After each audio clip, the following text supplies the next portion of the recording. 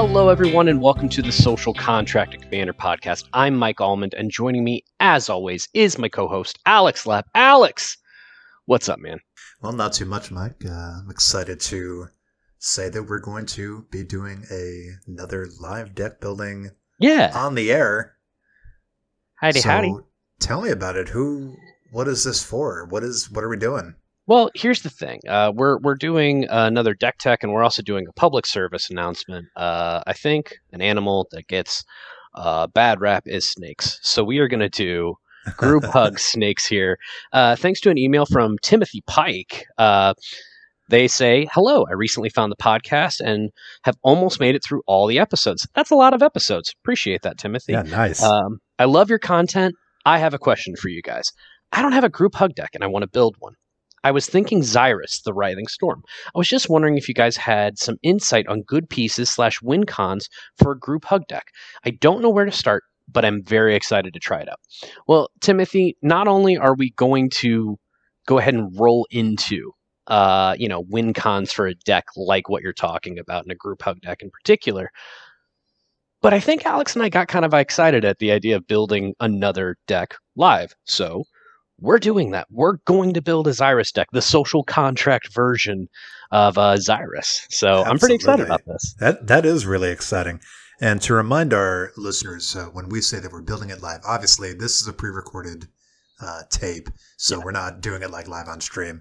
And all the same, we're doing this as extemporaneously as we possibly can. The only stuff that I have prepared here is a bare bones spreadsheet that has some basic Scryfall search terms of things that we might care about in our colors.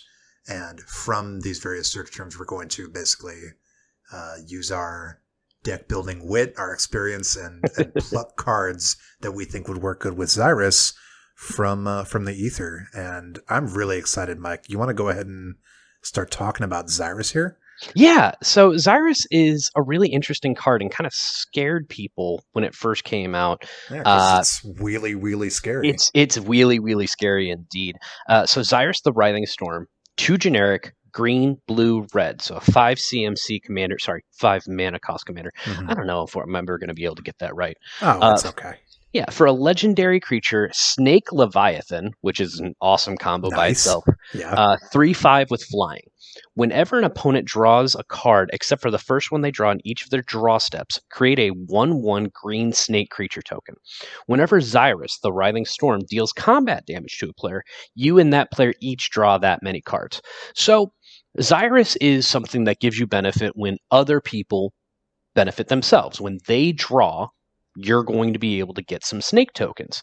Mm-hmm. But Xyrus is also capable of generating snake tokens as well as generating card draw for you and an opponent, whether they kind of want you to or not, depending on if you have a way to get Xyrus through. And Xyrus already has evasion. It's a 5 toughness commander.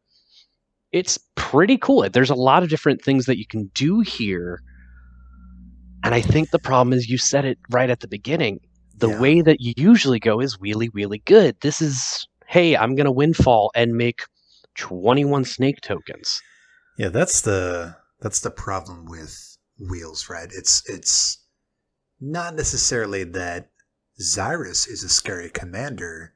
It's that there are cards in this game that say draw 7 cards or draw cards equal to the number of cards you just discarded out of your hand. And that's really powerful in Commander. Like there are so many whenever you draw triggers, and there's so many commanders that benefit from it.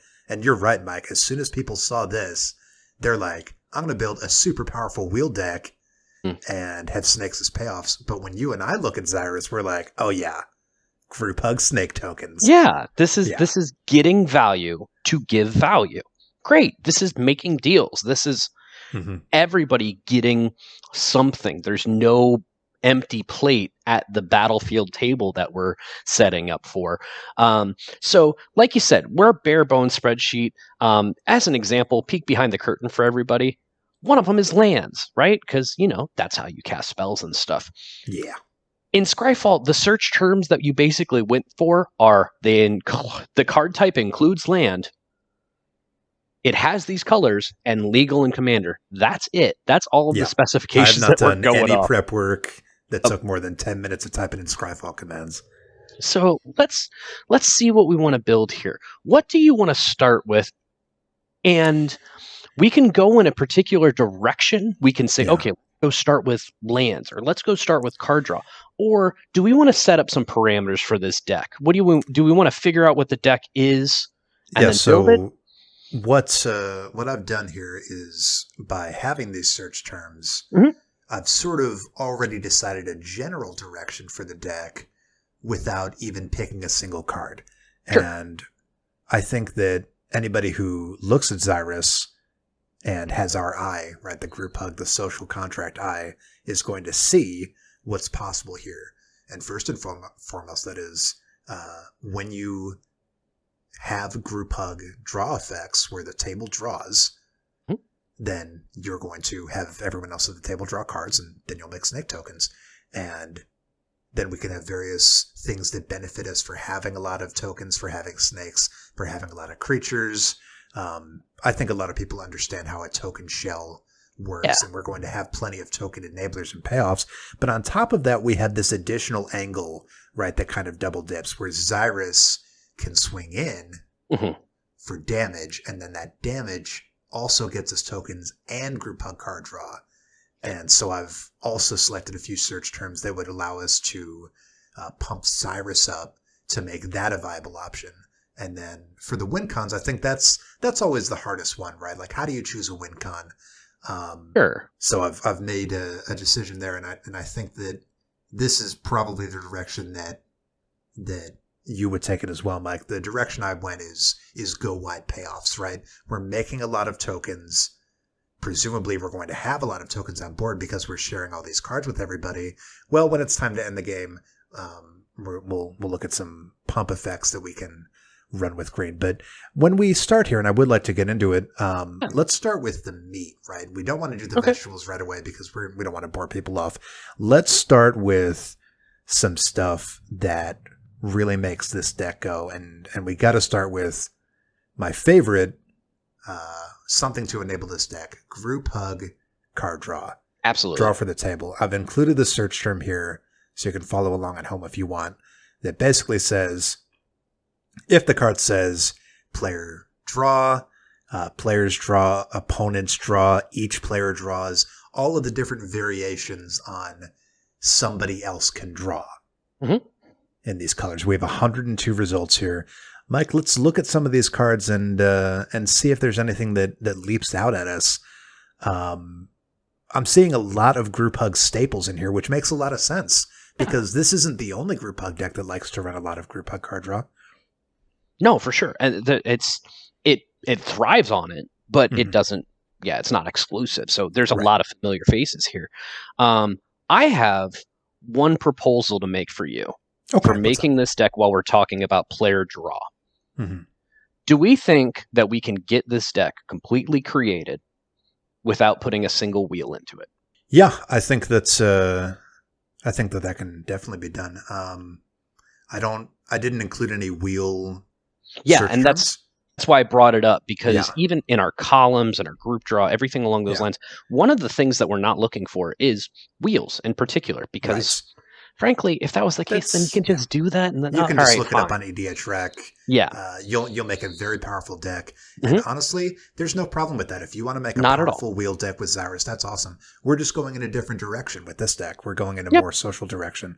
Mike, the first card I want to talk about is one that you and I know very well, and I'm sure you'll know it the moment I say it: Forced Fruition. Yeah, Forced Fruition is 4 blue. We're starting mean/happy. Let's go. Listen, this isn't mean, Mike. They love this. I said /happy. We need to have a talk about this card. Forced Fruition, 4 blue is 6 mana for an enchantment. Whenever an opponent casts a spell, that player draws 7 cards. Mike, this is a mill win con in blue. It looks really unassuming. If you've never seen or heard about this card before, and how is that possible? But if you haven't, you're going to look at this and be like, oh my God, like, my opponents get to draw 7 cards. And if your opponent's looking at this and they've never seen it before, they're like, oh my God, I get to draw 7 cards. Like, sure, I'll deck myself out eventually, but before that, I'll just get to cast all these spells in my hand. I'll refill my hand. It's going to be great. I'll be able to break parity with this. No, Mike, what happens?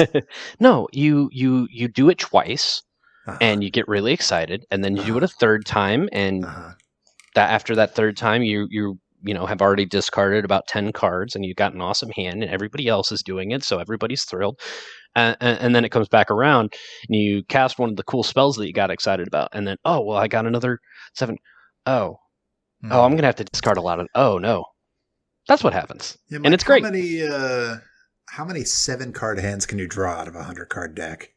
Not enough. It's the so answer. If your deck is completely full, if your library is completely full of cards, which is impossible, right? Because you have to draw your opening hand, you're starting with a hard limit of 14 triggers on this card. Presumably by the time this resolves, this is a 6-mana spell. At that point, you're probably going to be down to, you've used about a third of your deck, right? So let's say we have 70 cards in the library. That means 10 triggers on this card. 10 triggers on this card, and you're decked. You don't even have to get half that many in before people start panicking, right?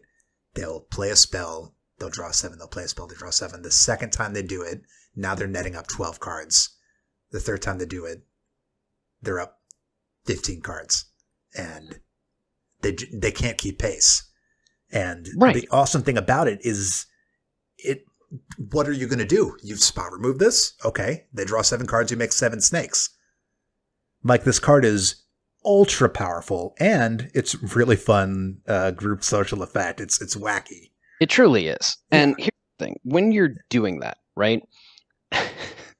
I'm trying to imagine how far into the game, like you touched on this. How far into the game are you where your entire thing is going to be building it out where other people get to, have fun with this, right? Everybody's drawing cards. This is not a 6-mana drop it on turn 6 card, and now everybody has to worry about the size of their libraries. This is hey, now you need to be deathly afraid of how much is in your library, because I've either got a ton of snakes already, or I've just been making everybody draw. Everyone's already been drawing. You said it yourself, so it's not going to be that you have 70 in deck. By the time this resolves, you might have only 60 or 50 left in deck. And shoot, Mike, even if everyone plays super conservative, like, okay, I'm only going to play 1 spell each turn because I don't want to deck myself out. Okay, so you got 4 players in your pod, Mike. Each time it comes back to your turn, you have 21 new snake tokens. Okay.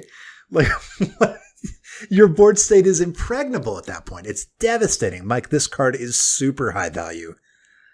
Yeah, it is an easy first include as far as I'm concerned.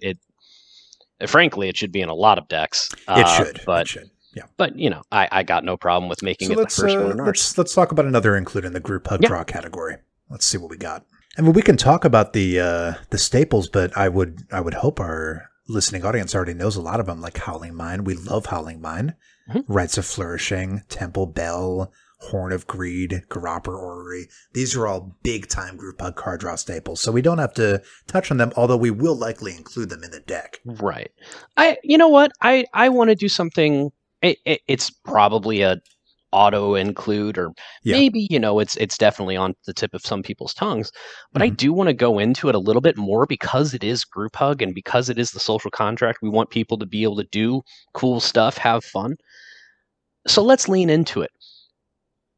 I want to put Folio of Fancies in here because I want people to, I got to discard cards. You're right. Forced Fruition, really intense. Yeah. Great. You know what? I don't want you to have to discard stuff anymore. Keep all of it. All of the cards, put them all in your hand. Folio of Fancies, 2-mana artifact, 1 and a blue. Players have no maximum hand size. Not you, players. You can pay XX, tap it. Each player draws X cards. You can pay 2 a blue and tap it, each opponent puts a number of cards equal to the number of cards in their hand from the top of their library into the graveyard. Now we have a draw deck, we have a tokens deck, and this is a mill deck. So yeah, I don't know if just give everybody all the stuff. To call it a mill deck, but you're right. No. Like this is really excellent synergy with what we're trying to do. Mm-hmm. We have the ability to dump a ton of mana into giving the board cards, and then half of that mana is directly into snake tokens. Actually, it's bad math, right? Divide it in half and then multiply it by 3. Right. That figures. And then later on in the game, when everyone's like double fisting, you know, that meme online where it's like do a thing or draw 25 in Uno. That's what everyone's hand is going to look like. It has just so many cards that can't even hold it. That's what I like to see. Perfect. Yeah. This is a great include, Mike. Nice pick. Yeah. I like it a lot. What else do we want to talk about here for the meantime? Yeah, we've got all the generic ones, but what else do we got? Mike, this card's a bit underplayed, but honestly, I would consider this one of the best includes in any group hug deck with blue, and that's Doctor Mystic. You gotta run Doctor Mystic. That's blue. 1 mana creature, Merfolk Wizard. It's a 1/1 with an activated ability. Pay blue and tap. Each player reveals the top card of their library. You may put the revealed cards into their owner's graveyards. If you don't, each player draws a card.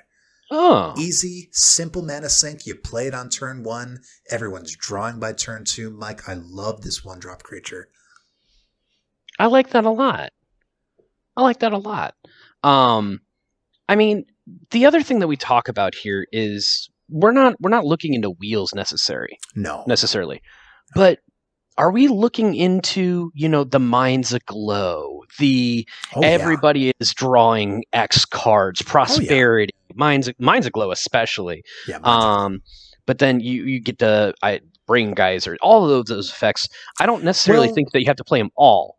Right. Let's be careful with that delineation, right? Because target there's a versus difference. All. Exactly. Yeah. There's a difference with Opportunity, Brain Geyser, Blue Sun Zenith. Those cards are great and they can target, but they only hit one player. So those are great if you want to use it on yourself, or I've used those as well to end a game when it's 1-on-1 heads up and I have a ton of mana. I'll just target them with X equals 50 with Blue Sun Zenith, and they just draw out, they lose.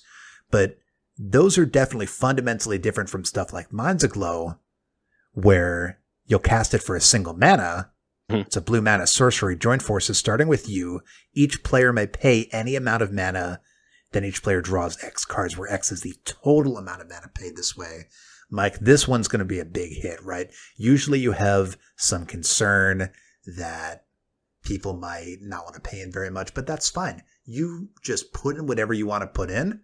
Other people will put in what they want to put in, and it doesn't even matter because for every card they draw, you're getting a snake. We just had that extra layer of value on every single group hug draw spell we put in. If it can build off of what you're already doing, then you do it, right? It's just that simple. It's so weird. Baby. There's such good synergy to this. Yeah. That I've always kind of wondered why it hasn't been one of the bigger. I understand that it's a powerful commander and it can be powerful, it can be competitive, everything along those lines. It does surprise me a little bit that it's not something that is put into more group hug decks. Like it's not seen as one of the group hug commanders, and I think that's enumerating it a bit here. I think that in the past 2-3 years, time is wonky. In the past few years here, we've just seen this huge influx of new commanders. Okay. Not many of them are group hug, not many of them are political, and we like to talk about the ones that are, but it has this sort of diffusion effect, right? Where in the past, there were so few commanders that all of the ones that were well played were very well known, and when a new one came on the scene that fit an archetype, well, everybody would just play that one.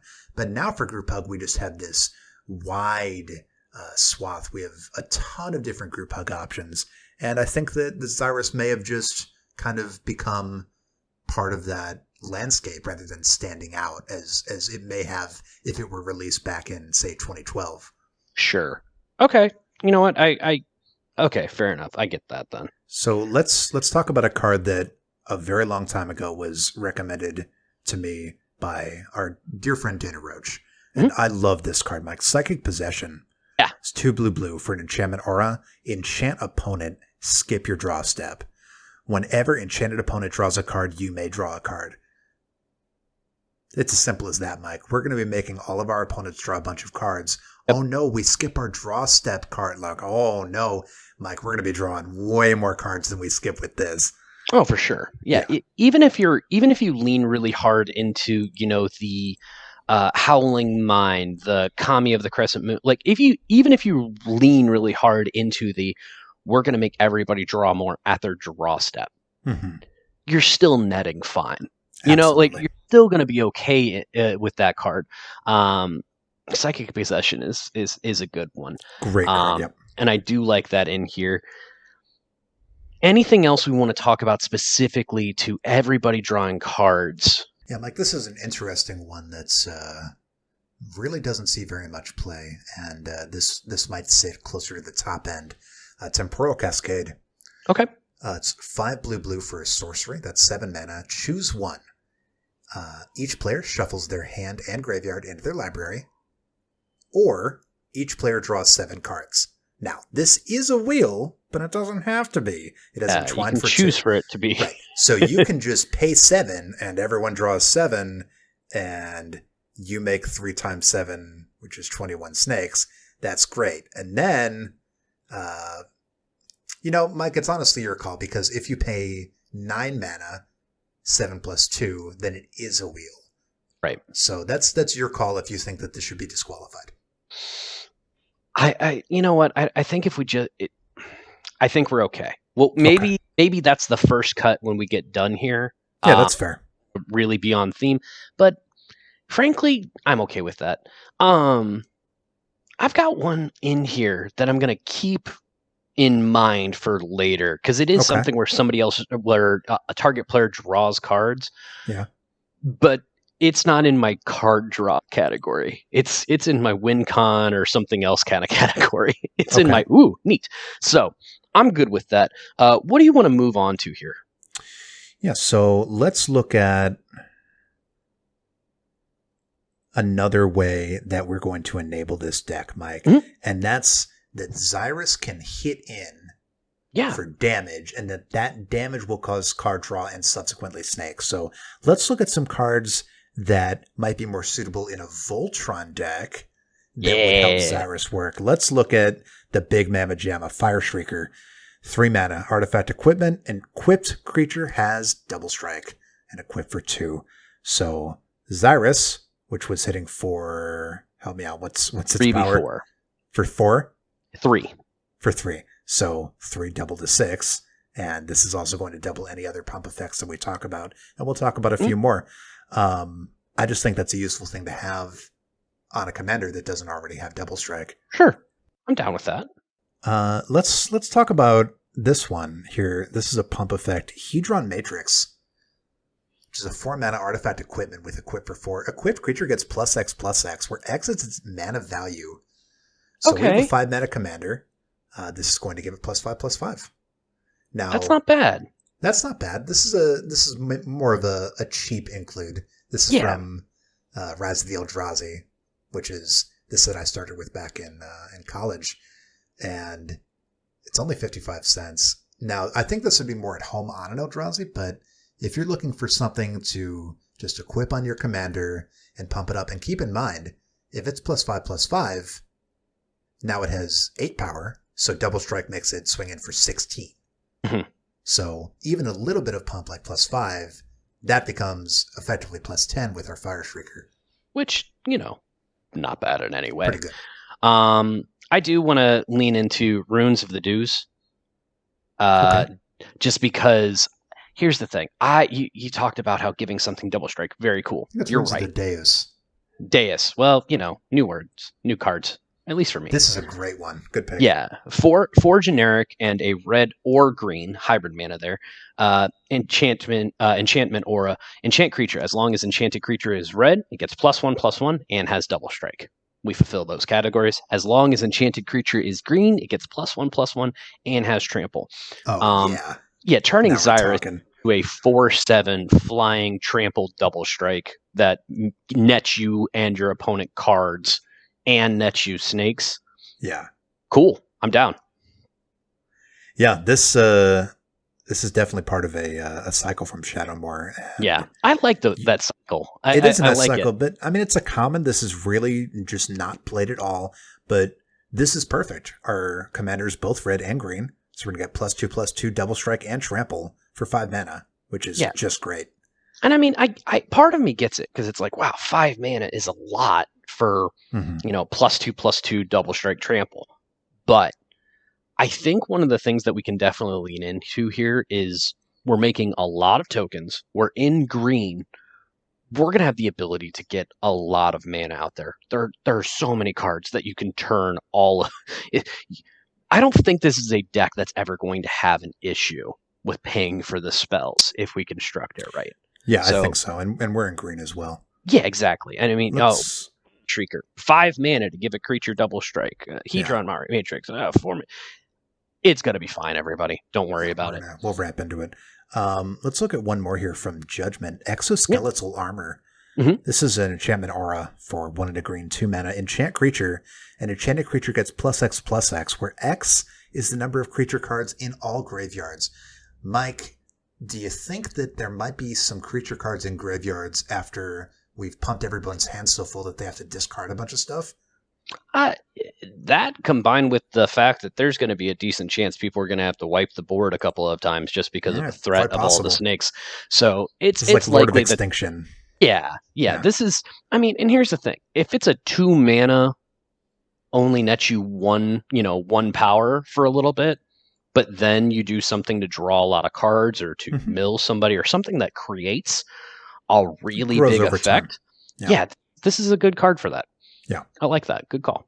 And, I mean, we got to mention Embercleave, right? Because this equipment is so powerful, and it's very popular. Embercleave is 4 red for legendary artifact equipment with Flash and Equip 3. The spell costs 1 less to cast for each attacking creature you control.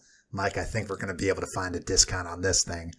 When Embercleave enters the battlefield, attach it to target creature you control, and equipped creature gets +1/+1 and has double strike and trample. Yep. That's a good gonna go ahead and win the game this turn card. Yeah, we'll swing wide with our commander and 3 tokens, and now this costs red. Mm-hmm. We're in business. Yep. This is a win con. This is a player removal con, and it's a good. We need more snakes. We need more snakes. Let's make more snakes. Mike. Speaking of snakes, let's talk about the other avenue that we can enable our commander. For sure. Is with snake support, right? Tribal support for snakes.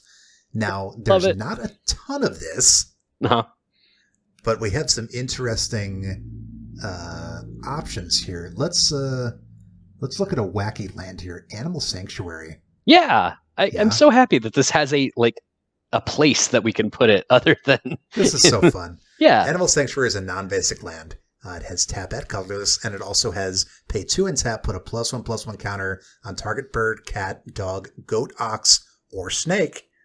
And this is just a nice mana sink once in a while. Say, hey, let's pump up our commander by 1. Now it's dealing more damage, it's drawing people more cards, and we're making more snakes. I think it's a perfect include. Oh, for sure. No, I dig that. It fits. It gives you something to do with your mana in between. Mm-hmm. Plus, I mean, let's really think about it. All you're going to do, you're going to hurt somebody a little bit more than you were before, but here's your card. They don't mind. Yeah, right? They might mind quickly, but that's usually how a group hug deck works, right? It's fine. Okay, this is getting out of hand. Wow, I guess they won. Which I'm fine with, because you're giving everybody all of the benefit. You're just going to take most advantage of it. Speaking of taking advantage, maybe somebody at the table doesn't want to make a deal for you to make Xyrus this thing. So how about we kind of remove that? Cassetto, Orochi Archmage, 1 generic green-blue for a legendary creature Snake Wizard. It's a 2/2, but more importantly, for a green and a blue, Target creature can't be blocked this turn. If that creature is a snake, it gets +2/+2 until end of turn. Wow. Yeah, Mike, excellent choice on this one. Yeah, we're leaning into any creature. It just target creature can't be blocked this turn. It's not a tap ability. Mhm. So this is repeatable. It makes it to where things can happen for everybody. As a rattlesnake. And let me check. I'm just gonna read Zyrus. Yes, the snake, the snake Leviathan is in fact. So let's pump it up. So it'll get pumped 2/2, unblockable, and only for 2 mana. Excellent choice. We like that. We like that. Let's talk about one that we basically never see. It's one of the rarest snakes. It's actually in my Vannifar deck because it's so wacky and so powerful. Another top end on the mana curve card, Patron of the Orochi. For 6 green, that's 8 mana for a legendary creature spirit with Snake Offering.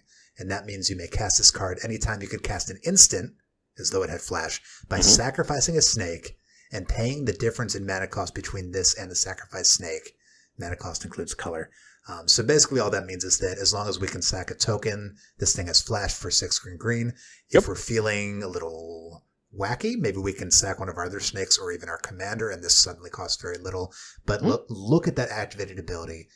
Tap, untap all forests and all green creatures. Activate only once each turn. And it's a 7/7. Mike, this is something that when you activate it, it will untap itself. That's why it has to have that limiter. But what that means is on other people's turns, say, maybe we need to untap all of our snakes and all of our mana to do some instant speed interaction. Maybe we need to cut a deal with them and say, hey, let's untap all of your stuff so that you can do a surprise block. Maybe let's untap all your lands so that you can play that spell you need to play. Mike, there's a lot of interesting moves you can make with a card that's a mass untapper like this one. Oh yeah. No, it's pretty slick to just be able to, okay, we're going to put this out here, but we're going to be able to do it at flash speed, just cuz, right? And I untapping for the board, but specifically when you want to, yes, is always powerful. It's always powerful, and I'm completely on board with this. Another one that I haven't really looked into, but I do like it a lot. Mostly because I always like the upside down cards. The Kamigawa flippers. Yes, Orochi Eggwatcher. Yeah. So 2 and a green for a 1/1 snake shaman that has 2 green, tap, put a 1/1 green snake creature token into play. If you control 10 or more creatures, flip Orochi Eggwatcher. Then it turns into Shidako, Broodmistress. And for anybody wondering why it took me long to read that, not because any of those words were particularly hard, but I was trying to read them upside down. For a green, sacrifice a creature. Target creature gets +3/+3 until end of turn. That's another not tap ability. That is instant speed. Let's go. This is so interesting, Mike, because a lot of these flip cards have synergy with one side or the other side. They kind of match with each other. This one almost doesn't even really seem to match up, but for our deck, it's perfect. And here's the thing. Normally on these kind of flip effects, the reason that you don't do it is I'm going to put in 3 mana into a 1/1 that has a pretty large trigger. 10 creatures is a lot of creatures. 9, it is a lot of creatures. Not including itself, right? Not for this deck, though. Not for this deck. You're going to be able to make, on average, 1 turnabout the board. 6? Without you doing a whole lot of crazy effects? 6? Yeah. That's not bad, right? So you figure you do that. Heck, you swing in with Zyrus. You skip your main phase 1. You swing in with Zyrus. You get enough to do this. Then you flip it over. Great. I kind of dig that. Yeah, Mike. Let's talk about a couple more snake cards here, and then we'll move on. Let's talk about one of my favorite group of cards that you never see. Seed the Land. 2 green for an enchantment. Whenever a land enters the battlefield, its controller creates a 1/1 green snake creature token. We are right on theme, Mike. Yep, I appreciate it. Right? What are you gonna say about Seed the Land? Like okay, cool. It's value. It's It's just value. everyone loves free value. Maybe they'll be a little bit less afraid of you because now they have snake tokens too. You're spreading the love. I think it'll turn out really well. Yeah, absolutely. Any other snake specific stuff that we want to throw in here? That could make for a very silly end to the game. And I know I've been rattling off a bunch of top end creatures, but I mean, Mike, you're like me. We're battle cruiser players. We see high mana value spells and we just want to play them. So I think eventually we'll probably end up cutting most of my high mana value recommendations. But for now, let's indulge. Endless Swarm, 5 triple green. For 8 mana to sorcery, create a 1/1 green snake creature token for each card in your hand. Oh, but why is it 8 mana, Mike? That's because it has Epic. For the rest of the game, you can't cast spells. At the beginning of each of your upkeeps, copy this spell, except for its Epic ability. So, Mike, for this deck to win the game, and we will get into it, I'm planning on primarily winning either through the natural milling effect of people drawing a bunch of cards, as well as actually sealing the deal with combat, right? Because we can go wide, we have a bunch of snakes, we'll pump them up. So, theoretically, not being able to cast any spells for the rest of the game is not that big of a downside for this spell. It's not that big of a downside. It feels... It's very silly. It's the silliness is what's keeping it in here for me. Yeah. It feels a little, not win more, but for this to do the thing that you want to do, I feel like you're already in a pretty good position. That you said, cast it at the end of the game and you just say, what happens from now on is what happens. Right. C'est la vie. I might just bowl them over or I might just lose the game. Yeah, this is one of those, I really want to have a reliquary tower out. I want to cast this and then just chill. Like, you know what I mean? Well, you won't just chill because you'll keep swinging in with your commander and making more snakes. No, I not chill so much. Right. You guys go ahead. I'm going to count how many cards are in my hand currently. And then when it comes to my turn, I'll make those and we'll swing out with the previous snakes. Or, ooh, I just thought of a card that needs to go in here, but we're okay. Concordant Crossroads for the snake synergy. Let's be real. That it needs to happen. But yeah, no, I like Endless Swarm as a battle cruisery fun. You know what? Y'all keep going. I'm going to make snakes, and snakes are going to swing. Exactly. Okay, let's take a look at another category here. We've talked about this, what do you call it, like the meat and potatoes, the stuff that really makes Xyris work. Yeah. It's very flashy. It's very fun. Let's talk about our tokens, right? Okay. And if you're looking at the spreadsheet here, I've listed 5 different search terms. Mm-hmm. I have a search term for making new tokens. I have one that cares about how many creatures that we control and pays us off for that, which token players love. I have one that allows us to tap our creatures for value. I think that one will be very important. And then we have sacrifice a creature for value, also very important. And then lastly, I have the forbidden search term, right? Whenever you would make a token, make twice that many tokens. Yeah. So let's start with that one because I have a feeling there's not actually too many choices we're going to be making. And we might want to limit how many of these we put in here, Mike, because this one is super powerful. Let's talk about one that I know we're going to include, and that's Primal Vigor. Yeah. For 4 and a green, it's an enchantment. If 1 or more tokens would be created, twice that many tokens are created instead. And if 1 more +1/+1 counters would be put on a creature, twice that many. Mike, this is the only such token doubler that doubles for the entire table. Yep. And that takes a lot of the heat off this card. Talk to me. It does. And here's the thing, the other part of this, you go into, Parallel Lives, you go Doubly Season. We got the other part of this is, what's the cost on Primal Vigor? It's high. Don't get me wrong. It's 4 and a green, yeah. Yeah, but, well, I meant actual price. Oh, yeah. Because it's $16. It's $16, which, that's a chunk of change. Okay, but look at Doubling Season. Doubling Season is a $70 card. Yeah, if we can do something for the entire table that we're taking advantage of for the same-ish, but Mhm. it's costing us somewhere between a quarter of the price and Mhm. a third of the price, I'm comfortable with that. You know, and Primal Vigor is it's a hey everybody, let's go ahead and doubling season everything. You know, like, and I know it's not a 1-to-1, but I like Primal Vigor. I very much like it being in here. And while we're looking into that, I don't know if it's going to make the cut, but Okay. I do want to talk about the Woodland Champion just because I like Yeah. seeing when something can get as large as possible, especially if it's cheap.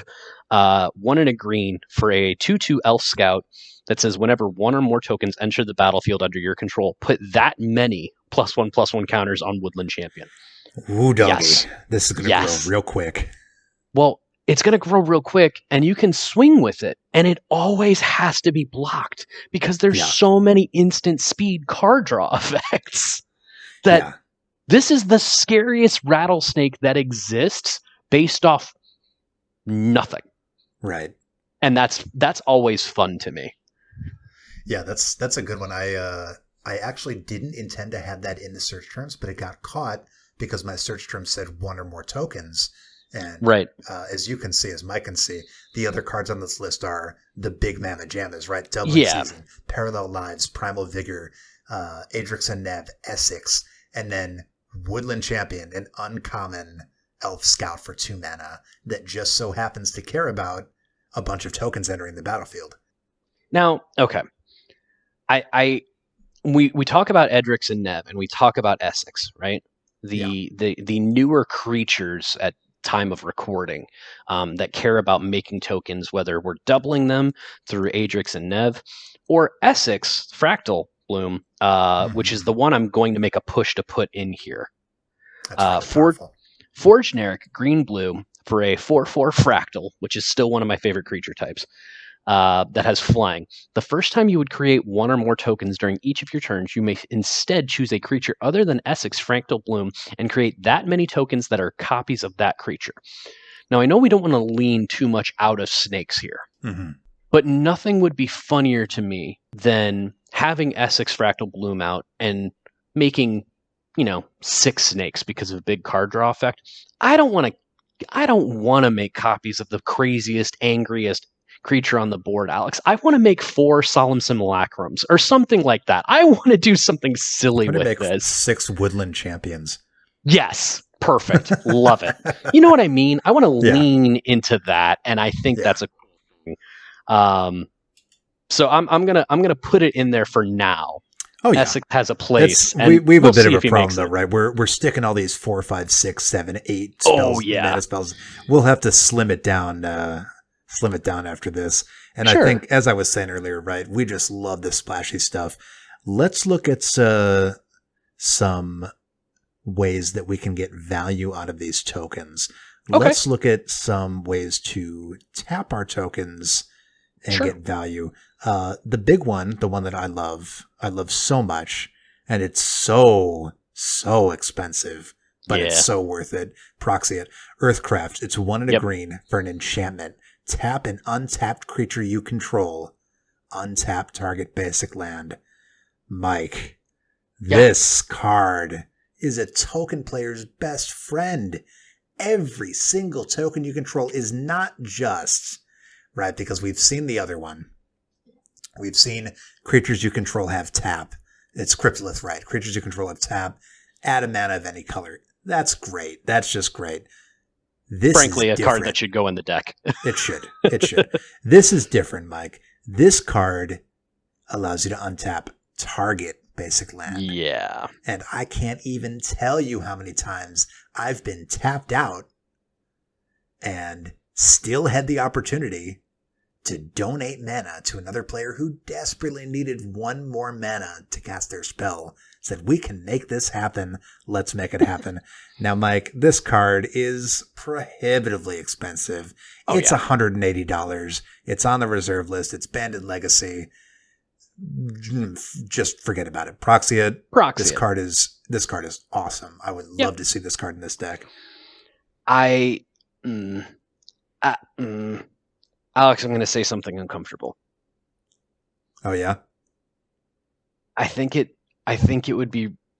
I think it would be a problem not to put opposition in this deck, just because you can actually take advantage of it. It's just so silly. Yeah, this card's great. Opposition, 2 generic blue for an enchantment that says tap an untapped creature you control, tap target artifact, creature, or land. Yeah, this is oppressive. Yeah, you want to talk about locking people out. Mm-hmm. Here it is. If you have, let's be even really, really calm about it. You have 8 creatures with Xyris. That's essentially the ability to cripple someone's turn. Yep, on their upkeep, you tap down all their lands. Yep, and they better have flash speed something, because otherwise it's going to be rough. I don't feel good about it. It made me feel yucky, but at the same time, if you are not the archenemy and someone else is, this is a really good card for making sure that they do not get to pull away further from everybody else. No, you're going to stay here. The table is going to catch up for a second, because that's what you want to do as a group hug deck. You want to keep everybody close to the same point until you can take advantage. Right. And opposition is pretty good about that. What else you got for me, Alex? Well, Mike, got a couple of things here. Mm-hmm. This one is very silly, and I think that this one might end up getting cut, but I'm going to say it anyway. Mossbridge Troll. It's a 5 green, 7 mana creature troll. It's a 5/5.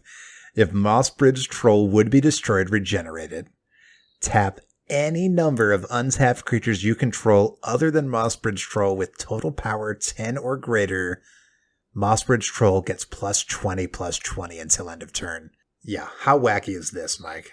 The only thing I'm going to say is one of the people on this recording said we are going a little bit too high with mana costs. Okay, I said that and about then myself. I'm not saying anything. And then one of the people on this podcast said we should also put Mossbridge Troll a 7 card. Okay. That said, I am now at the point where if we take this card off the deck, you're going to have to fight me for it, because I love it. This is fantastic. Yeah, our average CMC on this deck is like 4.5 right now. Yeah, easily. Okay, let's talk about some ways to let's talk about some ways to tap some of these snakes. And you know what? Maybe instead of tapping things down or giving some mana or pumping something else up, let's just turn it into damage. Let's just make it, again, snake bites. Chiron Negotiations is one of my favorites. 2 generic red for an enchantment. Tap an untapped creature you control. Chiron Negotiations deals 1 damage to target player. Great. Phenomenal. All of your snakes are pingers now. Yeah. Beautiful. Love this. No, that's real nice. What else you got for me? Well, let's pivot from tap and talk about sacrifice, right? Because we don't really mind if we lose some tokens, because we'll just make more. Yeah, we always make more. And we can talk about Ashnod's Altar. We all know Ashnod's Altar, Phyrexian Altar of Dementia might be in flavor for us. Oh, it's definitely in here. Altar that's you'll sack a creature and target player will basically mill cards equal to the sacrifice creature's power. But I think that one particular token sacrifice effect is, I don't think I've ever made a token deck without this card. This is Eldrazi Monument. Oh, yeah. 5 mana, it's an artifact that I love so much. Creatures you control get +1/+1 and have flying and indestructible. At the beginning of your upkeep, sacrifice a creature if you can't sacrifice Eldrazi Monument. When you're a token player, Mike, this is it's gravy, right? You can easily sacrifice a creature. It's almost never going to be a problem. And the payoff you get for that is you have an army of flying indestructible snakes. Yeah, which, again, a trigger warning for anybody afraid of snakes, because we literally just use the term flying indestructible. I think we already jumped the shark on that one. If you're afraid of snakes, sorry, we'll see you next episode, but it's too good. It's too good not to include. Yeah, let's do another direct damage one, and this is a staple, I think, for Oh, a lot yeah. of token decks. Blasting Station. Oh, okay. I thought you were going to 3 talk mana. about Goblin Bombardment. So there you go. You know, very similar card. Ah, Blasting Station is 3 mana for an artifact. Tap and sacrifice a creature. Blasting Station deals 1 damage to any target. And whenever a creature enters the battlefield, you may untap Blasting Station. Because you said it, let's talk about it. yeah, Goblin Bombardment. Real simple. 1 in a red for an enchantment. Sacrifice a creature. Goblin Bombardment deals 1 damage to any target. Perfect. Yep. Adding it to our list. What else have we got? Well, Mike, we've talked about this card in the past, and my God, I'm going to give us another mid to high mana value card, but Okay. I think you're going to struggle to say no. Perilous Forays. I was gonna say it. I'm gonna be cutting this from the episode for everybody else. But there was a time where I went, and I didn't want to say it because I wanted to save it for ramp. However, yep. This is not. Let's talk about category. it now. It's too expensive. Come 3 on. green for an enchantment. Mike, ramp needs to be below 5 mana. Lies. It's enchantment 1. Pay 1 and sacrifice a creature. Search your library for a land card with a basic land type. Put it onto the battlefield tapped and shuffle. That's not a basic land, although it can be a basic land. It's any fetchable land. If it has the forest type, plains type, any of those types, you can get it with Perilous Forays. And Mike, holy moly, this thing is just a powerhouse. Big fan of that card. It's been talked about in the past. It makes me happy. I think, and I understand what you're talking about when you say, hey, for it to be ramp, it can't be 5 mana. That's not real. Yeah, I mean, what are you playing us on turn 5 to ramp? No, you're not. But what if I'm trying to ramp into a prosperity where I want everybody to draw 40 cards and not 20? You know what I mean? And that's kind of where I'm at on cards like this, especially when you're going to be making as many creatures as you're planning on and sacrificing them to these effects that we're talking about to try and gain some value. But you're right. I get it. Another card that I'm definitely going to fight for, though. I understand. All right. So we've talked about, doubling effects and getting more value out of our tokens by sacrificing them for tapping them. What else do we want to talk about here? Sure, Mike. Let's talk about how we can get value for having a bunch of tokens. Sure. Right? What are our payoff effects? Yeah. And one that's, can we even talk about a green token deck without mentioning Gaia's Cradle and Growing Rites of Itlimoc? Apraxium, well, Proxy Gaia's Cradle for sure, yeah, and then Proxy Gaia's Cradle. Honestly, we might get into the point where we're proxying Growing Rites of Itlimoc. It's $20. Yeah, it's up there. Growing Rites of Itlimoc, 2 and a green for a legendary enchantment. When Growing Rites of Itlimoc enters the battlefield, look at the top 4 cards of your library. You may reveal a creature card from among them and put it into your hand. Put the rest on the bottom of your library in any order. At the beginning of your end step, if you control 4 or more creatures, transform Growing Rites of Itlimoc into Itlimoc Cradle of the Sun, which has tap, add green, and also tap, add green for each creature you control. Mike, this is going to be real easy to flip. Yep, it is. And, when you were talking about 5 mana being too much for ramp, well, okay, this is 3 mana, flip it over, Gaia's Cradle, which is good. I think this is fair to call ramp. Absolutely. Let's talk about a little bit more ramp that cares about all of the snakes that you've been generating. Battle Hymn. Green doesn't get to have all of the fun. 1 and a red for an instant that says add red to your mana pool for each creature you control. Perfect. It's a ritual. Yep. It's a ritual. And let's be real. You're getting more than than a net 2 or 3 mana from this if you're casting it. Also love instant speed. That is helpful on something when I like that more for a ritual. You know what I mean? And I dig absolutely. Battle Hymn. Hey, if we're talking about doing damage and getting benefit from all of our tokens, and well, Xyris wants to be a mighty snake leviathan.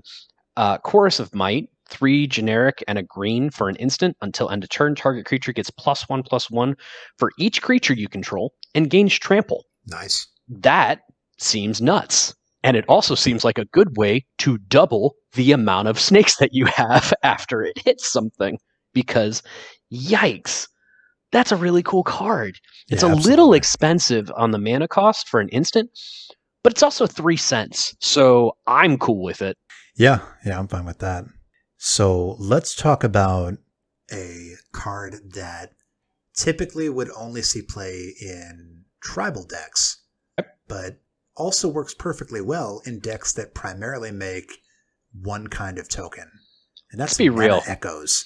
Let's be real. We're making Snake tribal. I think so far as creatures are concerned, we're not leaning into Snake tribal. It's just incidentally Snake tribal. Yeah. How many creatures are we including in this deck that aren't snakes? Let's go. Echoes. 2 red for an enchantment. This one's a doozy. Whenever a creature enters the battlefield, add an amount of colorless mana equal to the number of creatures you control that share a creature type with it. So good. And that, Mike, includes the creature that just entered. Yeah. Yeah. That's good. So the lowest you will ever get is 1 mana. Yep. Because it shares a creature type with itself. Neat. Mm-hmm. I'll tell you what, I got all excited about Chorus of the Might, and I totally missed another Might card that is a lot less expensive. Might of the Masses. It's just a green. For an instant, target creature gets +1/+1 until end of turn for each creature you control. I mean, that's a kill shot, is it not? That's what you're saving it for. Yeah. You can... I mean, the interesting thing about that, right, is that it kind of almost fuels itself, right? You pump up Xyris or whatever you happen to be pumping, and if it's Xyris, it gets bigger. The other player draws more cards. You make more snake tokens, and maybe they die. Yeah, that's a 1 mana for a double soon to be snakes, or even just keep Xyris alive, depending on what's going on here. Right. Yeah, that's an interesting one. But yeah, I like that one. And again, 1 mana instants that are common. Love it. Well, we've been talking about it enough. Let's take a break, and then when we come back, we'll do the vegetables, starting with ramp. How about that? Yeah, the best kind of vegetables. These are the ones that are sautéed. You put garlic, butter, stuff like that. I love that kind of ramp.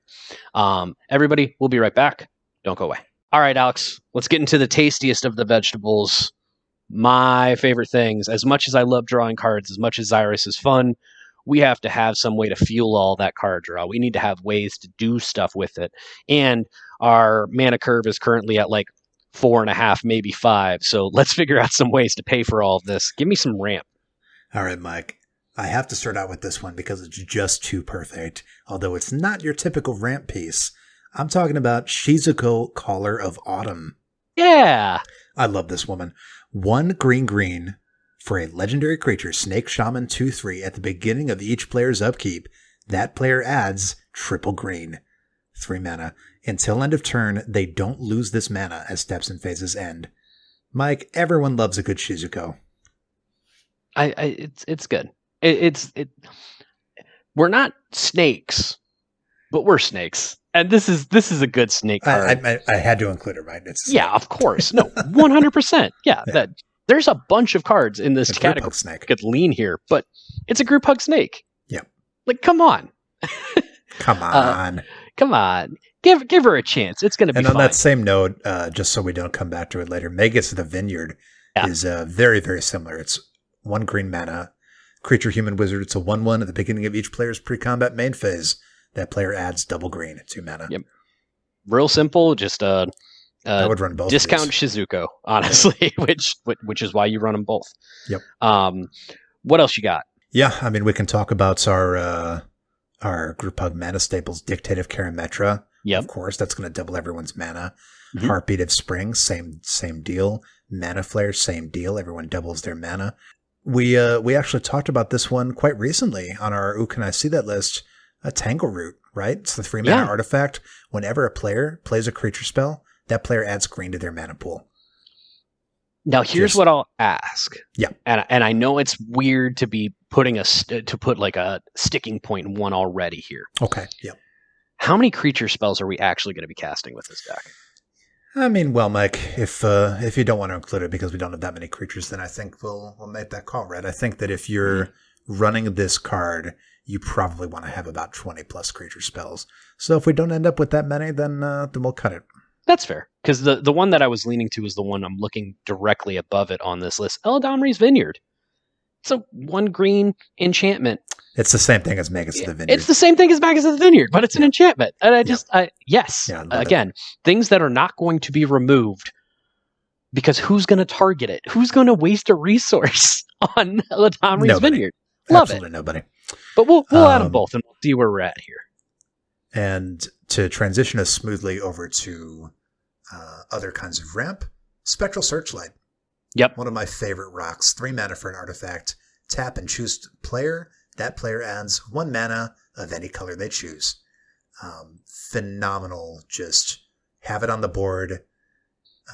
Make people aware that mana is available, that deals can be made. Mike, one of my favorite mana rocks of all time. Always a fan. Yep. I dig. So let's look at some mana sources for our ramp, right? We don't really have to run too many mana rocks because we are in green. Green, yeah. We can run dorks instead, right? We have Llanowar Elves, we have Elvish Mystic, we have Birds of Paradise. We can run all those. Let's look at some other interesting options that we can go with here. I want to throw off our mana curve even further. Oh, okay. Because I know it is ramp, but not really. Not in this deck the way that we're doing it, but there are some times where we're going to pump up Xyris to where this will be worth the cost. Mm-hmm. I want to put the Great Henge in this so bad. Oh my god, you would say that. Mike, but let's be real, it's so good. Power is 1. But we have ways to pump up Xyris. We have ways to do things. And more importantly, this can get into such a chaotic effect. Because, never mind, it's non-token. Dang it, Great Henge. I don't know if we want to run this one. No, don't get me wrong. Right. Great Henge is busted. I got so excited. Yeah. No. See, here it is. Here's live. We're keeping that. We're making mistakes. Yep. Mike, we got to talk about Lotus Cobra, of course. Yep. 1 and a green for a 2/1 creature snake with landfall. Whenever a land ETB is under your control, add 1 mana of any color. Mike, this is a really powerful mana dork. I like it a lot. And it's a snake. It is, but we're not trying to also get a whole lot of benefit of multiple land drops or anything like that. We don't have to. We don't have to. We're basically gonna be able to just sync it up a little bit, and we're not gonna ramp into the sun with Lotus Cobra, but we are going to go into 5th gear from 4th pretty easily here. Oh, for sure. Yeah. I mean, there's an obvious one to me. We're going to put so many cards in everybody else's hand. Jeska's Will is it has to, right? It's famous at this point for kind of exploding off of its set, but 2 generic and a red for a sorcery. Choose one. If you control a commander as you cast the spell, you may choose both. Add a red for each card in target opponent's hand, which likely to be a lot. I like that. And then the other is exile the top 3 cards of your library. You may play them this turn. This is one of those rare instances where I'm not super like, the value of exiling the top 3, because assuming you're going to have a lot of cards as you're playing this deck. That's a really good include.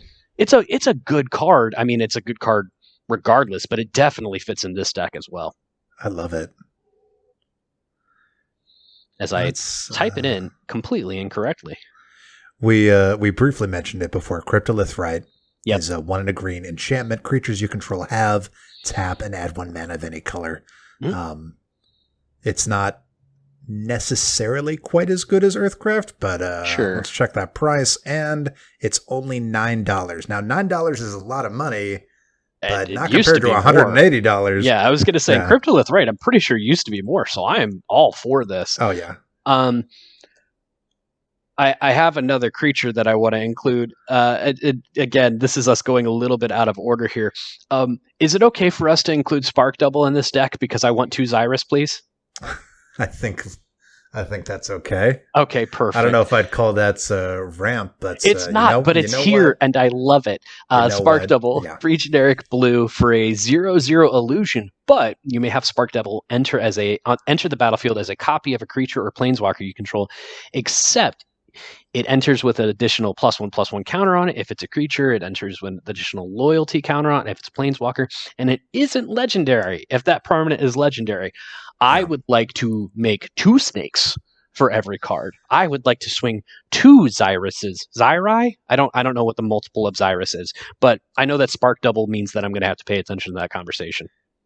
Yeah, it's difficult to resist a nice double commander effect when it's appropriate, and I think it's definitely appropriate here. Listen, if we're gonna talk about doubling our tokens, why don't we talk about doubling our commander to double our tokens? Yeah. Perfect.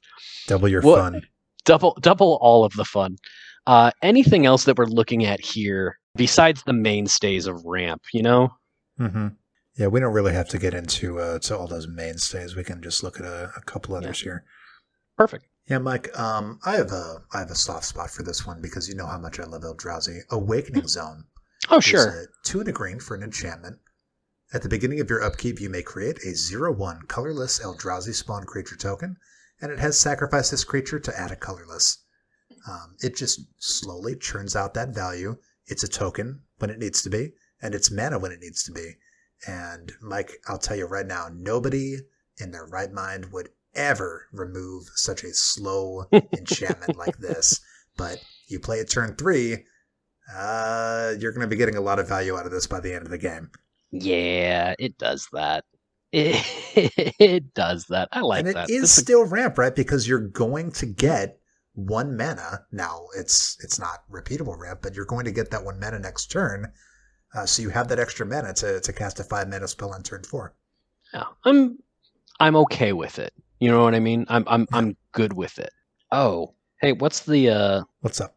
What's the planeswalker that adds mana for each creature you control? That's Xenagos, isn't it? I think so.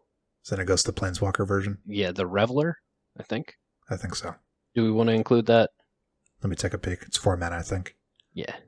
Especially for ramp, we want to try to keep it lower. Most of our ramp to be in the 1 and 2 mana part. We can have a few in the 3 mana value. Anything above that, I would have reservations about calling ramp, if not including it. So let's look at Xenagos the Reveler is 2 red-green for a legendary planeswalker Xenagos. And the main ability we're looking at here is the +1 ability. Add X mana in any combination of red and or green, where X is the number of creatures you control. It is a nice one. You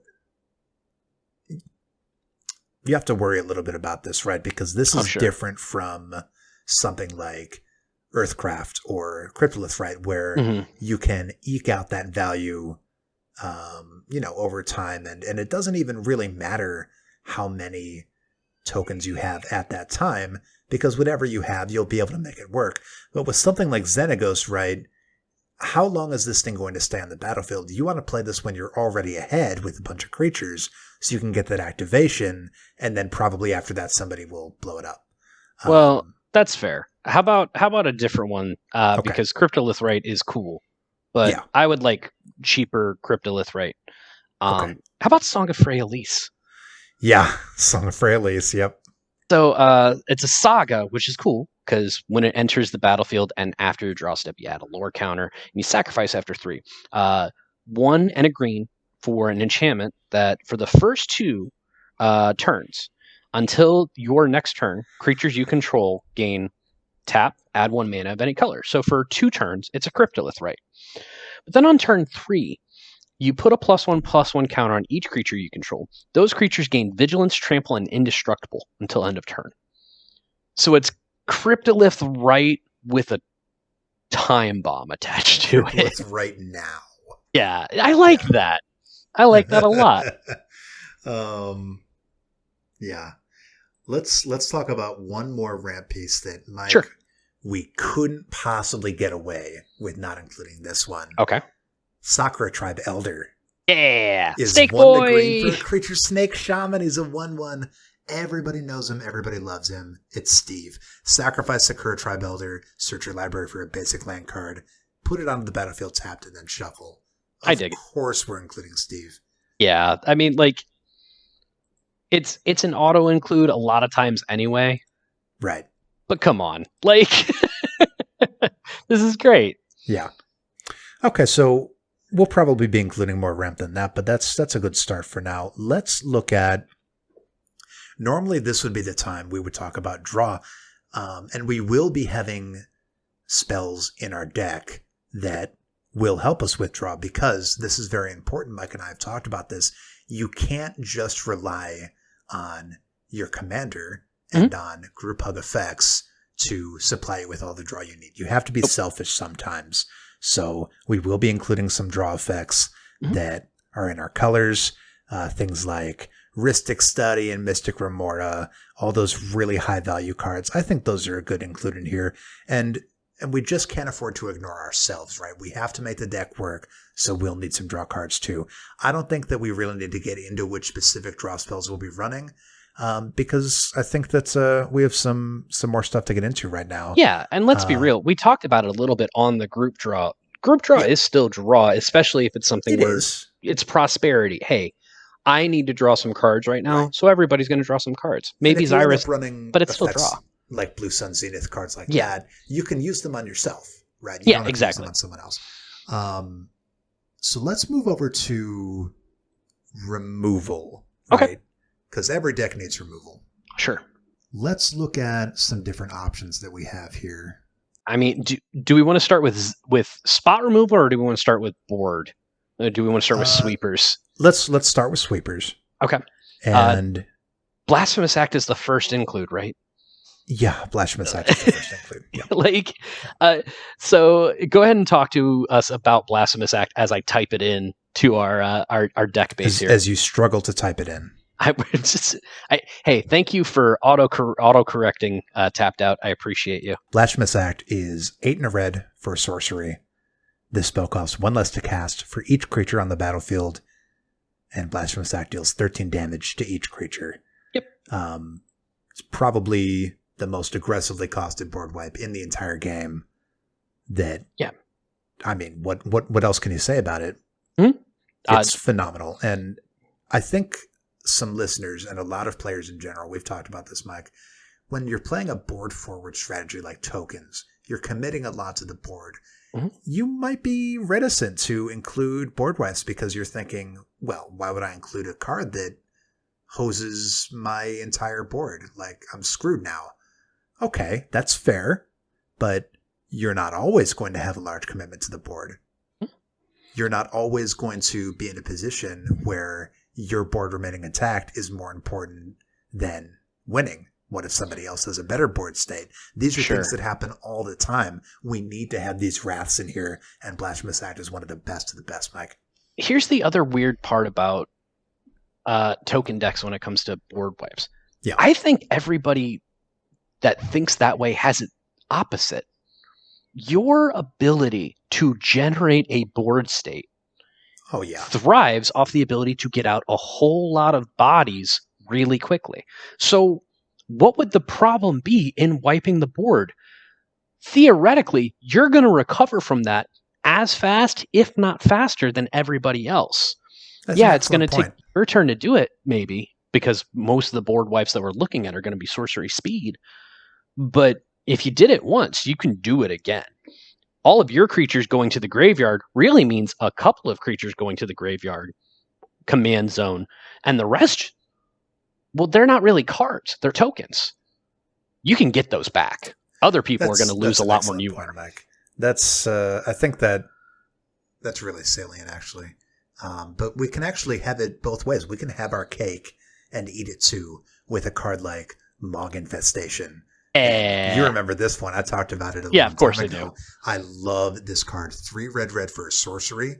Destroy all creatures target player controls. For each creature that died this way, that player creates 2 1/1 red goblin creature tokens. Yep.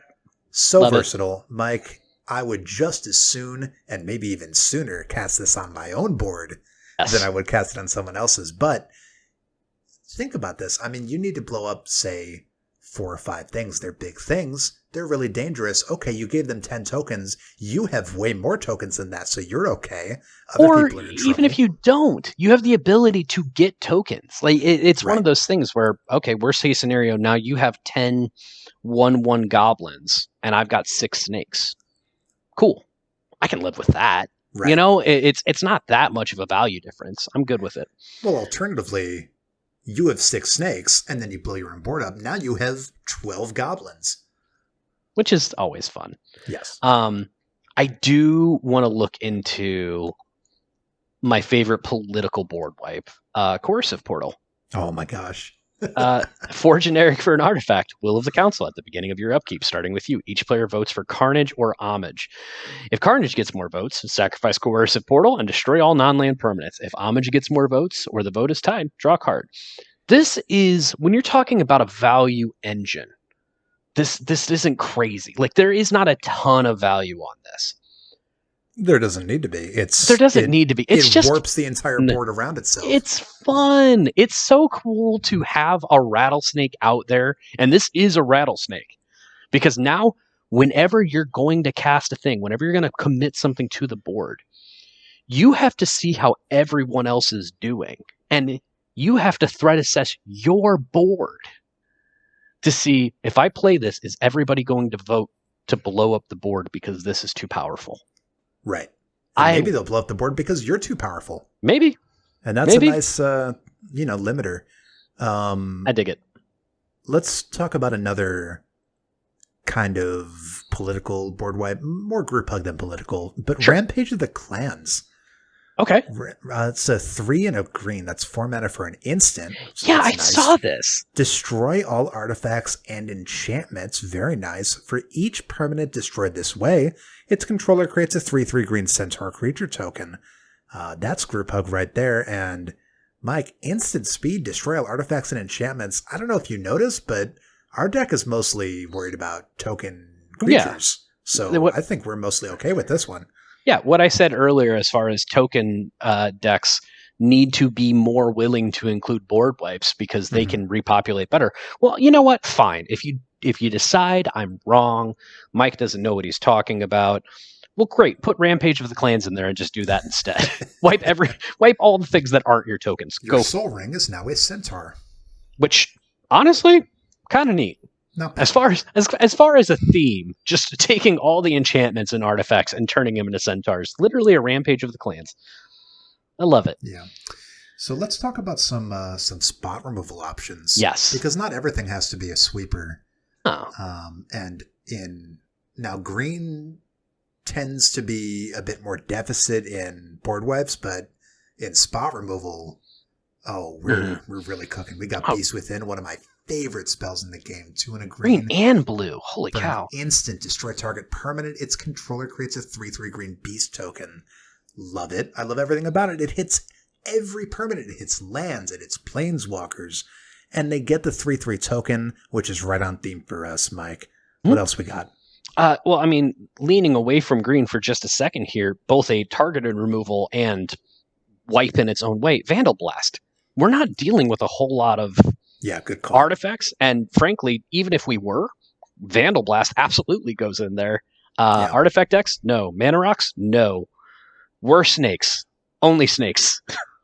Vandal Blast. That's going in for sure. Well, let's read it for our dear listeners. Yeah. So Vandal Blast is 1 red. So it's a red for a sorcery. It says destroy target artifact you don't control. However, you can overload it for 4 and a red. You may cast this spell for its overload cost. If you do, change its text by replacing all instances of target with each. It's a really long way to say, for a red, destroy target artifact you don't control. For 4 and a red, destroy all artifacts you don't control. Cool. Yeah. By itself, real good. If somebody's going crazy, if everybody's going crazy, or if you just need to finally pull away, good way to do that is get rid of everybody's Mana Rocks. Good thing you're not dealing with a whole lot of Mana Rocks. Yay, green. And you mentioned blue. Blue has this trifecta of spot removal spells that are just punching way above its weight class. I'm talking about Pondify, Rapid Hybridization, and Reality Shift. Yep. Pondify and Rapid Hybridization are effectively the same spell. They're a blue 1 mana instance. You'll blow up a creature, and then you'll make its controller makes a 3/3 token. So those are both phenomenal. Reality Shift is even stronger. For 1 and a blue, instant exile target creature. Its controller manifests the top card of its library. And that means that they'll take the top card of their library, put it face down on the battlefield, and then it's a 2/2 with no attributes. Yep. Blue just has spot removal that it really shouldn't be having, frankly, in my opinion. Yeah, and the other one that I was looking into was Raven Form. 2 Yeah. generic and a blue for a sorcery. Exile target artifact or creature. Its controller creates a 1/1 blue bird creature token with flying. But you can also foretell it for a blue. Means during your turn, you may pay 2 generic and exile that card from your hand face down and cast it on a later turn for its foretell cost. So it's going to cost you 3 mana. It's just whether or not it's going to cost you 3 mana on one turn or divided by 2. And Right. again, exiling an artifact or creature. That's pretty powerful. Just having a variability and being able to get a discount on it later, Ravenford is it remains one of my favorite cards from that set.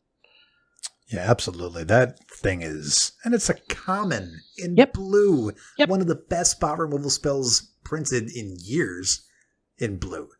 It's almost insulting. Big fan. Big fan. I have one here. Let me see if I can find it. Oh yeah. Gotta talk about this one, Mike. I'm talking about Null Mage Shepherd. Okay. It's for 3 and a green. This is in my Vannifar deck again. We're pulling out all the stops. It's a creature elf shaman 2/4 with the activated ability. Tap 4 untapped creatures you control. Destroy target artifact or enchantment. And Mike, this doesn't have a tap symbol on it. Because it's supposed to be able to tap itself because it's not other. You're going to make more than enough creatures. It's fine. Yeah. This allows you to cow. pretty much control the board. Yep. Anything else we want to get into here? Yeah, let's see if we have any further includes we want to talk about. I'll mention Krosan Grip because this card is extremely strong. 2 and a green for an instant with split second. That means that spells can't be cast and abilities can't be activated while the spell's on the stack. And it says destroy target artifact or enchantment. Mike, this card is a combo stopper. Yes.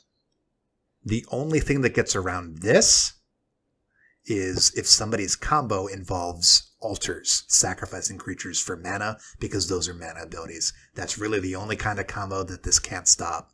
Very, very nice card. Let's see if we have any others on theme for our deck. Yeah, we forgot about this one too. Resculpt, another blue one. 1 and a blue for an instant. Exile target artifact or creature.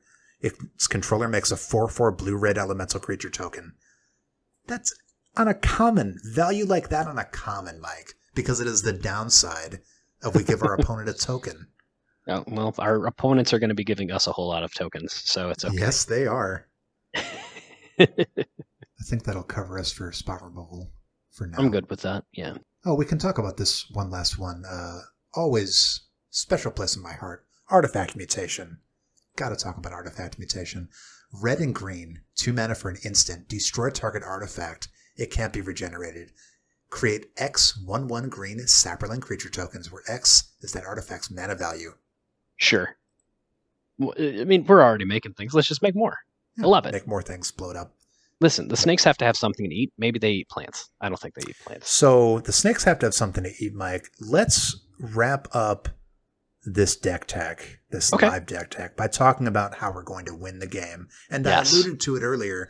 I think that our main win con is going to be going wide, right? We already have all these cards that support us going wide, meaning that we're making a bunch of snakes. All of those snakes will be viable for combat. Even though they're all 1/1s, it doesn't matter when you have a lot of them. So we can talk about all of the big green pump spells that we get to take advantage of, such as Overwhelming Stampede, Craterhoof Behemoth, Triumph of the Hordes, one of my personal favorites, which is 2 and double green 4 mana for a sorcery until end of turn. Creatures you control get +1/+1 and gain trample and infect. Triumph of the Hordes. But we also have other options, right? We have simple stuff like Beastmaster Ascension that's kind of fallen out of our meta. Just 2 and a green for an enchantment whenever a creature you control attacks. Put a quest counter on Beastmaster Ascension. And as long as it has 5 or more quest counters on it, then creatures you control have +5/+5. Now, that's not just good for swinging out with an Alpha Strike and winning with all of our 6/6 snakes. That's also going to pump our commander and make it into a big snake-making machine and make even more snakes. Yep. Yeah, it's going to lean really hard into winning. Let's talk about... Well, I mean, we can talk about a couple more. Pump the squad. I mean, yeah, you've got your overwhelming stampede, like you said. Frankly, just any kind of overrun effect, depending on your board state, is gonna be able to do that pretty quickly. I wanted to lean into some. Yeah, we're gonna base it off of snakes. I mean, Purphoros, God of the Forge, absolutely belongs in a win con for this deck. Oh, yeah. 3 generic and a red for a 6/5 indestructible legendary enchantment creature god. As long as devotion to red is less than 5, Purphoros isn't a creature, which is fine. That's not why we're putting him in here. We're putting him in there because whenever another creature enters the battlefield under your control, Purphoros deals 2 damage to each opponent, and for 2 and a red, creatures you control get +1/+0 until end of turn. You can pump your snakes. Your snakes hit people when they Purphoros is going to hurt everybody when you make snakes, and he's going to make bigger, really solid, like Purphoros a lot. That's a nice pick, Mike. And if we mention Purphoros, we have to talk about Impact Tremors, which is the same thing as Purphoros, but it's just an enchantment. For 1 and a red, that's 2 mana. It's an enchantment that says, whenever a creature enters the battlefield under your control, Impact Tremors deals 1 damage to each opponent. Only 2 mana, and this enchantment can pretty rapidly end the game. Yeah. Yeah, no, absolutely. In fact, if you put it in there in the right moment, it can end the game the turn that it comes out. So yes. That'll do it, more times than not. Not too worried about that. Sometimes we got to make sure that we can do the big move. And to do the big move, we need to be able to take care of it immediately. So, I'm not going to go into each one, but haste enablers is pretty big when you're trying to make a bunch of snakes, if you can make the snakes before your combat. So Fervor, Hammer of Purphoros, we already mentioned Concordant Crossroads. Yeah, yes. There's a couple in there, but a couple of haste enablers I think are pretty good. Mike, you want to talk about haste enablers? Rhythm of the Wild is 1 red-green for an enchantment. Creature spells you control can't be countered. Now, that's really nice for Xyris, because we would hate for Xyris to be countered. But it also says non-token creatures you control have Riot. They'll enter the battlefield with your choice spell +1/+1 counter or haste. This won't affect our baby snakes, so maybe it's not an include, but it depends on how many creatures we end up with. Right, exactly. And how we get them, et cetera, et cetera. I mean, it's not bad by any means.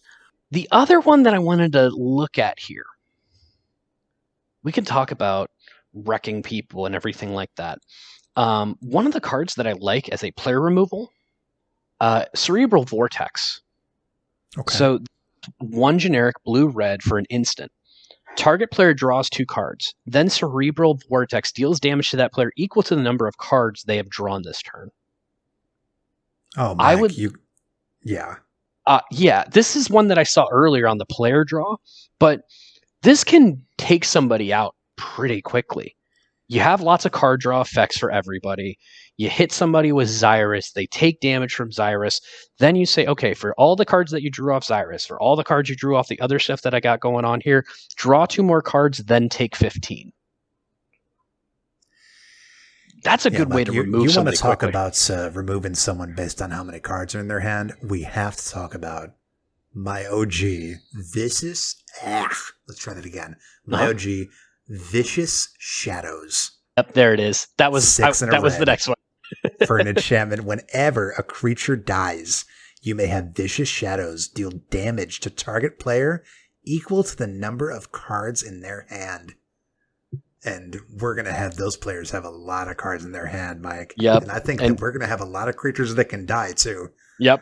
We've got plenty of sacrifice outlets for all these tokens. And this is important, right? It's 7 mana, but it's easy to misread. It doesn't say whenever a player controls, that player takes damage equal to the number of cards in their hand. It's whenever any creature dies, any player. Yep. Yeah. Yep. And that's a lot of freedom. it wrecks things. It's extremely dangerous. Here's the thing. You said it. 7 mana is a lot. It ends the game. If it's a 7 mana, I win the game this turn. Yeah. That's fine. Expropriate is 9 mana. This is less.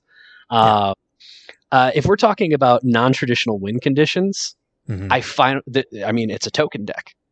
So we can put Epic Struggle into it, and I'm super thrilled. Epic Struggle, yeah. 2 generic and green. So 4 mana enchantment that says at the beginning of your upkeep, if you control 20 or more creatures, you win the game.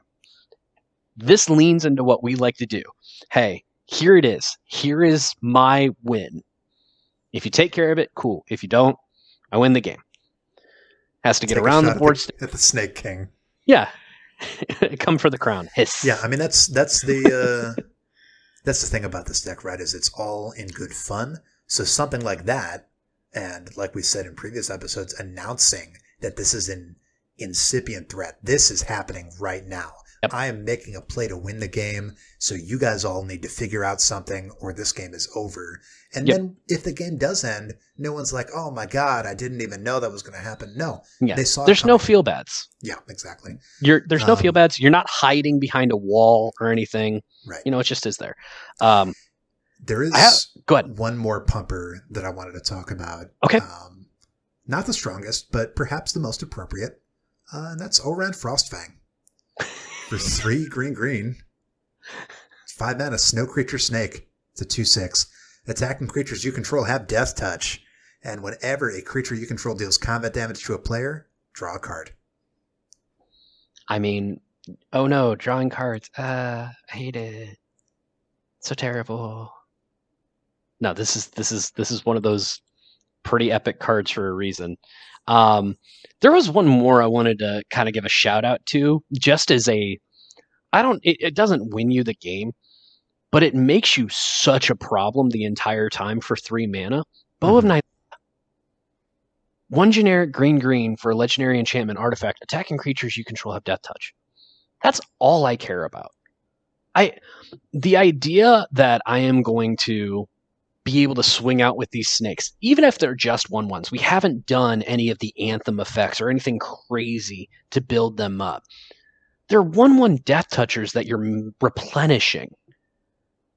But there's also the fact that you are going to be drawing so many cards, and you might be in a state where you are worried about milling yourself out. I like the added benefit of being able to tap Bow of Nylea, 1 generic and a green to tap to choose one, put a +1/+1 counter on target creature, or Bow of Nylea does 2 damage to target creature with flying, or you gain 3 life, or put 4 target cards from your graveyard on the bottom of your library in any order. I like having that built-in effect of, oh no, I'm going to mill out. Well, I'm going to put 4 cards from my graveyard back into my deck. Right. And if you're really in that danger, great. You know exactly what you're going to want to get out of it, and you're going to be drawing it pretty soon. And this is worth talking about, right? This is a good pick. You talked about one that gives Death Touch. I talked about one that gives Death Touch. And here's our mini judge corner. Mike, what happens if a creature has both Death Touch and Trample? Well, I'll tell you. Oh, you get to assign the damage. So you can assign 1 damage, kill a thing, and then assign the rest with Trample before trampling through. With Death Touch, lethal is 1 damage. Yeah. So all of that meat that your opponents would normally be blocking you with in their last desperate attempt to stop you from swinging through, well, now you only have to assign 1 damage, no matter how big that blocker is, and the rest just tramples on through. It's pretty nice. It makes trample even better. I do dig that. I'm just noticing here that Murkfiend Liege is on this deck. on this deck. I love a good Murkfiend Liege. Murkfiend Liege probably needs to go in here just to, hey, I would like to untap all of value and make them a little bit bigger. But especially because we're using these snakes to do a bunch of other stuff rather than just attack. Sometimes we're tapping them for mana. Sometimes we're tapping them to tap other things down. Yeah, Murkfiend Liege is definitely in here. Murkfiend Liege is a 2 and triple Simic. That's blue and green hybrid for 5 mana total. A creature horror. Other green creatures you control get +1/+1. Other blue creatures you control get +1/+1. Untap all green and or blue creatures you control to during each other player's untapped step, and it's a 4/4. So our snakes are getting +1/+1. Xyrus is getting +2/+2. Yep. And we are untapping our entire board other than red creatures. That's good. That'll do it. Mike, there's another alternate win con that I want to put in here. And this is the Magus of a banned card. Yes. Right? We've talked about this one. It's one of my all-time favorites. It was on the list. Shaman of Forgotten Ways. Oh, yeah. 2 and a green, creature human shaman. It's a 2/3 with the mana ability. Tap, add 2 mana in any combination of colors. Spend this mana only to cast creature spells. That's nice. That's a nice ramp option. Let's check out the Formidable ability. 9 green, tap 11 mana. Each player's life total becomes the number of creatures they control. Activate only if creatures you control have total power 8 or greater. This will swiftly end the game. This is the Magus of Magus of the Biorhythm, which says the same thing as this, but it's not on a creature, it's a sorcery. And holy moly, Mike, you don't have to wipe the board to win with this. You can just leave the board intact. I have 20 snakes. My life total is 20. How many creatures do you have? Oh, 4? Put this out there. Tap. Great. Cool. And now swing with 7 snakes. 4 damage to that player, right? Yep. It's so much easier to kill them now. Yep. Nope. I like it. There's a lot of win cons in this deck as far as what you can do, because that's what I like about Xyrus, though. And I'm not saying that there's a lot of win cons. I mean, there's a lot of different ways you can go. You can pump your team. You can pump Xyrus. You can go for a draw. It is really easy to combo off with this commander into a Lab Man or Lab Jace and draw your deck out. If you really want to, you can really hit that Force Fruition and you can try and mill people out. There's a different type of way that you can go with this deck, which is why I'm pretty pumped about us going more into the, group huggy aspect. We want to give people cards. We want to give people value because we're going to get more out of it. Absolutely. I think that just about covers it. Now, off the mic, we will do some cuts. We'll release a finalized deck list. And we're currently at 86 cards that we have talked about and said we should add it. 86, we haven't even done our lands yet. So yeah, we've done a couple, but basically we need to make 30 cuts. So let us know if in the future you would want to hear our process for cutting cards and talking about sort of the pruning process of getting a deck ready, because that process takes longer, and we don't usually think that that's appropriate for a podcast episode. But if you all feel differently, then we'd love to do that on air. For now, though, that's where we're going to end our deck tech, Mike. Yep. Alex and I made a deck in a little bit less than 2 hours off of a concept. As far as tuning it and actually deciding what's going to be cut, probably going to take a little bit longer than that. But here you go. Timothy Pike, thank you very much for the recommendation, because this was fun. And we got to group hug something that you and I thought is a group hug commander, but we can also see why it isn't. If you want to see a group hug commander, or if you want to see a commander that isn't group hug and see if there's a way to turn it into one, let us know. Alex, if they wanted to talk to you directly, how would they do that? Sure, Mike. You can reach out to me on Twitter at Lappermedic. That's LAPPERMEDIC. Or you can email me at alex@edhrec.com. Yeah, and for us, you can let us know in our Discord, which we're going to be including in the show notes, as well as going ahead and putting the actual deck tech link on Tapped Out for this deck once it's finalized, which, again, is going to be when we release the episode. You can contact us on Twitter at EDH_social, or you can do what Timothy did, and you can email us at thesocialcontractedh@gmail.com. Also, if you decide that you really like this deck and you want to support us, great. You can use our affiliate link, go to TCG Player, and you're going to be able to help us out in doing so and buying the cards for this deck. Don't buy all the cards, obviously. Earthcraft, if you want it, go ahead and go get it. You can do what I do is you'll press that TCG Player button, You'll add all the cards to your shopping cart, and Mhm. then I'll go through and I'll cut every card above a certain dollar amount. Whether for you that's $10, above $5, above $2. That's a really easy way to make a lot of rapid cuts. Hot tip for you. Absolutely, and it's a good way to figure out what we're going to do. That said, we're going to have to do some mana cuts here, probably based off. Yeah, I some mean, of the listen. We're flawed people.